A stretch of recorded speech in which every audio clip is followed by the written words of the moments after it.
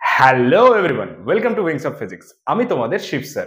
আজ তোমাদের জন্য নিয়ে চলে এসেছি ক্লাস 12 ফিজিক্স ইলেকট্রোস্ট্যাট থেকে একটি অসাধারণ কোশ্চেন আর তাকে সলভ করার একটি ভারী মজার প্রসেস। চলো শিখে নিই।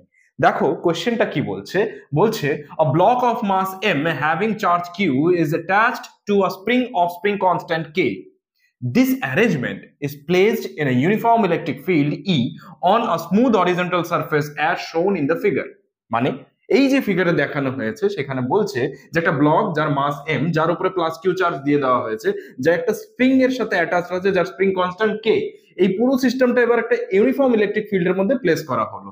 আর এই যে সারফেসটা, এটা হরিজন্টাল একটা সারফেস যেটা স্মুথ, মানে এখানে কোনো ফ্রিকশন নেই। আচ্ছা, খুব ভালো। ইনিশিয়ালি পুরো সিস্টেমটা ইকুইলিব্রিয়ামে আছে, মানে x equal to 0, equilibrium point position তো x ইকুয়াল টু 0 হয়। আচ্ছা, তার মানে এখানেও কোনো স্ট্রেচিং নেই, খুব ভালো। এবার বলছে ইনিশিয়ালি দ্য স্প্রিং ইজ আনস্ট্রেচড, ইকুইলিব্রিয়ামে আছে মানেই আনস্ট্রেচ, কোনো স্ট্রেচিং নেই এখানে। আচ্ছা, খুব ভালো। Find the maximum extension of the spring. বলছে maximum extension of the spring কত হবে। প্রশ্নটা হচ্ছে এটা এক্সটেন্ড হবে কেন? কারণ কোনো ফোর্স অ্যাপ্লাই হবে তবেই না ওটা এগিয়ে যাবে। এক্সটেনশন যেহেতু বলছে, কেন ফোর্স অ্যাপ্লাই হবে খুব ভালো করে দেখো। ইলেকট্রিক ফিল্ড এই ডাইরেকশনে আছে, আর এই পুরো সিস্টেমটার উপর একটা প্লাস কিউ চার্জ আছে। তার মানে ইলেকট্রিক ফিল্ডটা প্লাস কিউ চার্জকে in the direction of electric field একটা ফোর্স অ্যাপ্লাই করবে, যেটা কত হবে? Yes, Q into E. And due to this force এটা এদিকে এগোবে, এগোতে এগোতে কোথাও একটা গিয়ে থেমে যাবে। কেন থামবে স্যার? ম্যাক্সিমাম একটা ডিস্টেন্সে যাবে, তারপরে থেমে যাবে। কেন থামবে স্যার? কারণ আমরা জানি F is equals to minus K X by F X spring force, F spring force. তার মানেটা কি? যখন ডিউ টু দিস কিউ ই ফোর্স এই ব্লকটা এগোতে চাইবে, সাথে সাথে স্প্রিং কি করবে? স্প্রিং ওকে টেনে ধরবে। এখানে এক্স হচ্ছে এক্সটেনশন অফ স্প্রিং, স্প্রিং ওকে টেনে ধরবে। এবার এক্স যত ইনক্রিজ করবে, স্প্রিং ফোর্সও ততটা ইনক্রিজ করবে। আর করতে করতে একটা না একটা সময় তো আসবে যখন এই এক্সটার্নাল ফোর্স কিউ ই আর spring force, maximum spring force যখন এই সিস্টেমটা অ্যাপ্লাই হবে, সেটা ইকুয়াল হয়ে যাবে।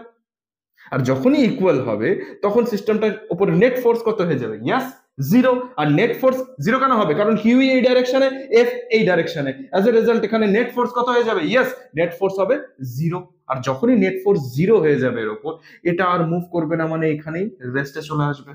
তাহলে আমি দেখতে পাচ্ছি এক ব্লকটা একটা ম্যাক্সিমাম ডিস্টেন্স, সেটা X M, X suffix M, maximum X সরবে, তাই তো? এবার ব্লকটা যতটা সরবে, স্প্রিংটার এক্সটেনশনও ততটাই হবে। তার মানে এটাই হবে ম্যাক্সিমাম এক্সটেনশন অফ স্প্রিং, আর এটাই আমাদের বের করতে বলেছে। তাহলে এটা বের করব কি করে, তাই না? দেখো, এখানে আমি বলতে পারি যে যেহেতু সারফেসটা স্মুথ, মানে কোনো ফ্রিকশন নেই, মানে কোনো কনজারভেটিভ নন কনজারভেটিভ ফোর্স এখানে কাজ করছে না। তার মানে এগেইনস্ট দিস স্প্রিং ফোর্স ব্লকটাকে এখান থেকে এখানে ডিসপ্লেস হতে, মানে এক্স ম্যাক্সিমাম ডিসপ্লেস হতে যতটা ওয়ার্ক ডান করতে হয়েছে, পুরোটাই এর ভেতরে পোটেনশিয়াল এনার্জি হিসেবে স্টোর হয়ে যাবে। তার মানে আমরা জানি potential energy stored in this system হবে half K X M square, কারণ স্প্রিং এর এক্সটেনশন এক্স এমই হবে, তাই না? আচ্ছা, এই পোটেনশিয়াল এনার্জি কেন হলো? Due to work done against spring force, বা এগেইনস্ট স্প্রিং ফোর্স হলে কি তো negative work done, or positive work done by QE. কারণ এইটুকু তো আমরা জানি যে work done by conservative force is equals to my negative work done by conservative force is equals to potential energy, or positive work done by external force is equals to potential energy. Condition কি? অন্য কোনো নন conservative force কাজ করা যাবে না। তাহলে যেহেতু এখানে কোনো ফ্রিকশন নেই, আর কোনো নন কনজারভেটিভ ফোর্স এখানে কাজ করছে না, তাহলে আমি বলতে পারি এক্সটার্নাল ফোর্সের মাধ্যমে যে পজিটিভ ওয়ার্ক ডানটা হলো সেটাই হবে is equal to potential energy stored in this system. এইবার এক্সটার্নাল ফোর্স এখানে কোনটা? এইটা কিউই। এবার দেখো, তাহলে এইটা ইজ ইকুয়ালস টু, আচ্ছা আমি পরের লাইনে করছি, এখান থেকে করছি, তাহলে half K X M square is equals to, এইটা মানে কি? Force into displacement into cos theta, মানে F S cos theta. Now F মানে কি? কিউই, চলো লিখলাম কিউই। এস মানে কি? Displacement which is X M. Now cos theta means F আর এস এর মাঝের angle, the angle between F and S. Now F কি? কিউই, এক্স এম কি? এস। তাহলে দুটোই সেম ডাইরেকশনে, মানে দুটোর মাঝখানে অ্যাঙ্গেল কত হবে? Yes, 0 degree. তাহলে আমি লিখবো এখানে cos 0 ডিগ্রি। দেখো এখান থেকে xm একটা x কেটে গেল, তাহলে আলটিমেটলি আমাদের এই পাশে কি থাকলো xm, যেটার ভ্যালু আমাকে বের করতে বলছে, find the maximum extension of the spring. তাহলে এটা ইজ ইকুয়ালস টু কি হলো, QE, এই টুটা ক্রস মাল্টিপ্লাই হয়ে এদিকে চলে গেল, ডিভাইডেড বাই এই কেটা এদিকে চলে গেল।